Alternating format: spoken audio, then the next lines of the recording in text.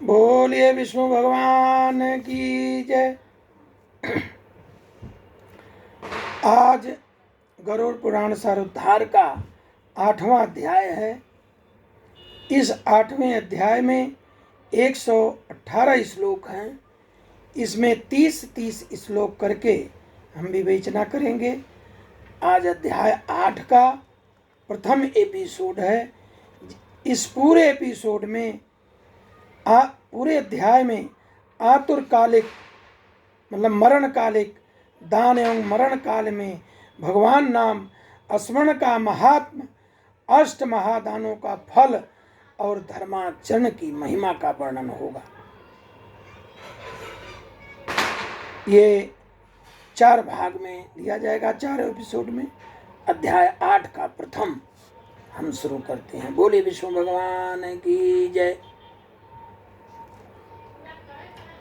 गरुड़ ने कहा कि हे प्रभु, पूर्ण आत्माओं की सारी पारलौकिक क्रियाओं के संबंध में मुझे बताइए।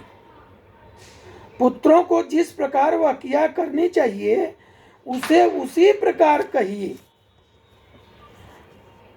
तथा ग्रहों की प्रतिकूलता देखकर प्राणवायु के नाद न सुनाई पड़ने पर अपने मरण का समय जानकर निर्भय हो जाए और आलस्य परित्याग कर जाने अनजाने किए गए पापों के विनाश के लिए प्रायश्चित का आचरण करे।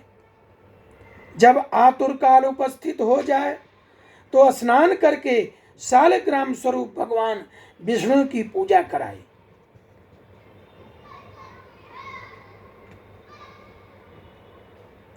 जो गरुड़ ने पूछा कि हे प्रभु, पुण्यात्माओं की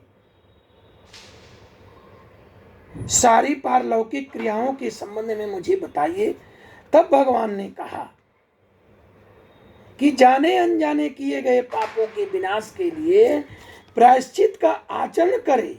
जब आतुर काल उपस्थित हो जाए तो स्नान करके शालिग्राम भगवान स्वरूप भगवान विष्णु की पूजा कराए। गंध पुष्प कुंकुम तुलसी दल धूप दीप बहुत से मोदक नैवेद्यों को समर्पित करके भगवान की अर्चना करे। विप्रों को दक्षिणा देकर नैवेद्य ही भोजन कराए। अष्टाक्षर अथवा द्वादश अक्षर मंत्रों का जप कराए। भगवान विष्णु और शिव के नाम का स्मरण करे और सुने। भगवान का नाम कानों से सुनाई पड़ने पर वह मनुष्य के पापों को नष्ट करता है।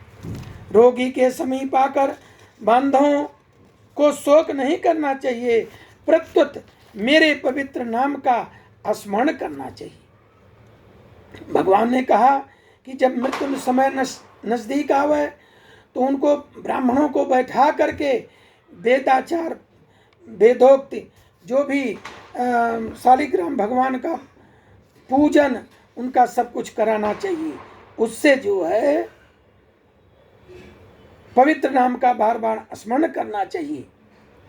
फिर उन्होंने कहा कि विद्वान व्यक्ति को मत्स्य कूर्म बाराह नरसिंह वामन परशुराम राम कृष्ण बुद्ध और कल्क इन 10 नामों का सदा स्मरण कीर्तन करना चाहिए। जो व्यक्ति रोगी के समीप उपर्युक्त नामों का कीर्तन करते हैं वे ही सच्चे बांधव कहे गए हैं।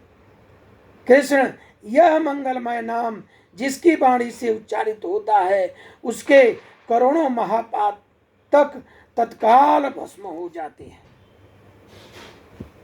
मरणासन्नावस्था में अपने पुत्रों के बहाने नारायण नाम लेकर अजामिल भी भगवत धाम को प्राप्त हो गया।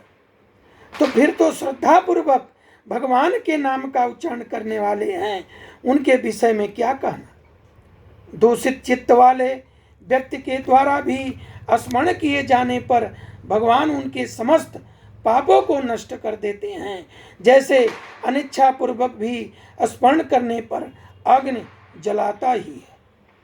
अग्नि का काम है जलाना, चाहे मंत्र पढ़ के हाथ डालिए चाहे उसी प्रकार यह जो नारायण नाम है वह अच्छा ही करता है। तो हे द्विज, वासना के सहित पापों का समूल विनाश करने की जितनी शक्ति भगवान के नाम में है, पातकी मनुष्य उतना पाप करने में समर्थ ही नहीं है। यमदेव अपने किंकरों से कहते हैं कि हे दूतों, हमारे पास नास्तिक जनों के ले आया करो।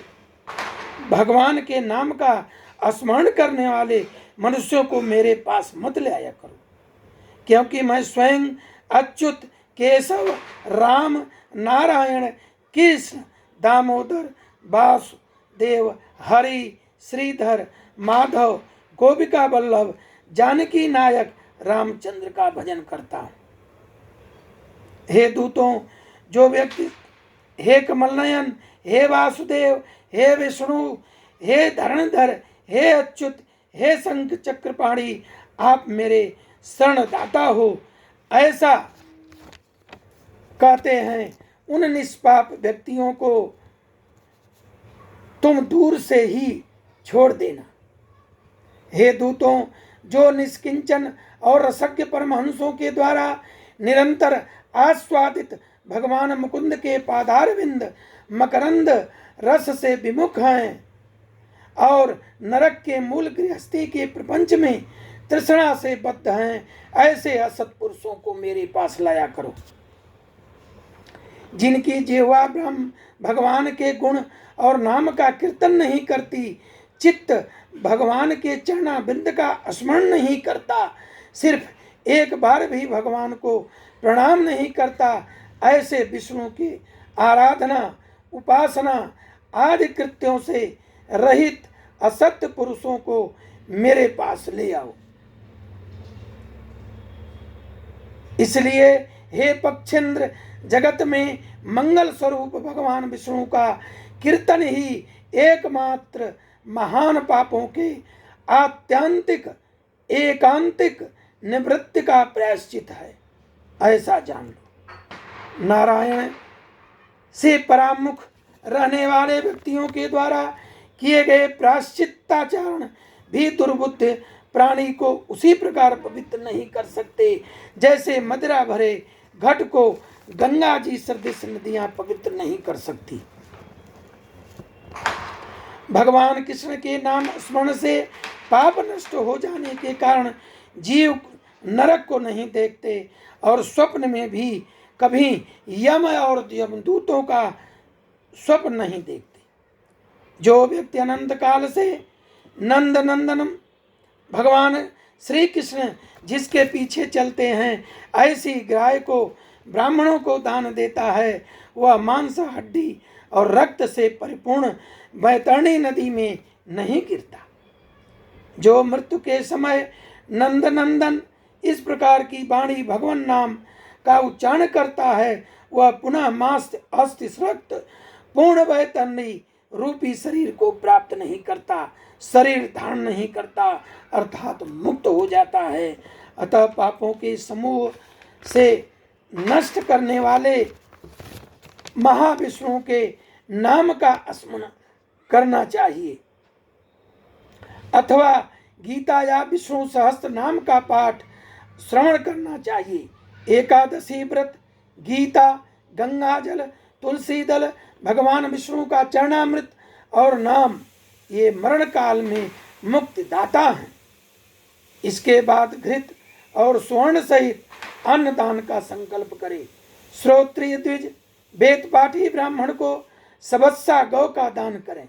हे तार्च, जो मनुष्य अनंत काल में थोड़ा या बहुत दान कर देता है और पुत्र उसका अनुमोदन करता है, वह दान अक्षय हो जाता है। सतपुत्र को चाहिए कि अनंत काल में सभी प्रकार का दान दिलाए। लोक में धर्मज्ञ पुरुष इसलिए पुत्र के लिए प्रार्थना करते हैं। भूमि पर स्थित आंधी आंख मूंदे हुए पिता को देखकर पुत्रों को उनके द्वारा पूर्व संचित धन के विषय में तृष्णा नहीं करनी चाहिए। ये 30वां श्लोक पूरा हुआ। अब इसके आगे अध्याय 8 का द्वितीय एपिसोड की विवेचना की जाएगी। बोले विष्णु भगवान की।